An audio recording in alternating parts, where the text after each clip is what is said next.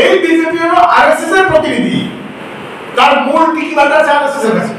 আর এই আরএসএস 1925 সালে জন্মগ্রহণ থেকে দেশের স্বাধীনতা যেমন অর্জনের পক্ষে বাধা হিসেবে তৈরি করেছে, তেমনি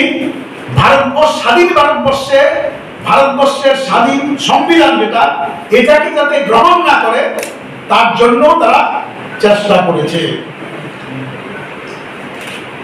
তারা চায় কি, ধর্মীয় ভাবে মনুসংহিতার যে নিয়ম, এই নিয়মের মধ্যে দেশ চলবে, সংবিধান দরকার নেই। এটার মধ্যে কি আছে, আমাদের দলিত অংশের মানুষ যারা আছেন আর যত মহিলা আছেন তাদের কোনো অধিকার নেই। আমি অন্য বিশ্লেষণ করছি না, সবাই জানি কোনো অধিকার নেই তাদের, তারা কোনো অধিকার ভোগ করতে পারবে না। তারা শুধু অল্প কিছু সমাজের বড় মানুষ তাদের সেবা করবে, নির্বিবাদে সব করবে।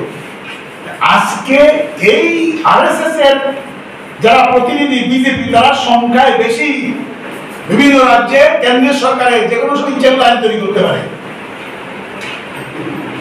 তারা এই আরএসএস এর যেটা এটাকে কার্যকরী করার চেষ্টা মানে কি, দলিত তার জমির অধিকার থাকবে না, তার লেখাপড়ার সুযোগ থাকবে না,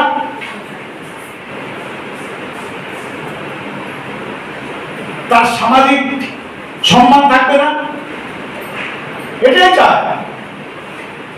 তার জন্যই তাদের যা নীতি সবটা হলো মৌলবাদী নীতি,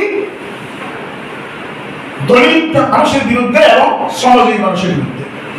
তার জন্য আমার বলার দরকার নেই, তারা যা নীতি দিচ্ছে। একটা নীতি আছে গরিব মানুষের পক্ষে,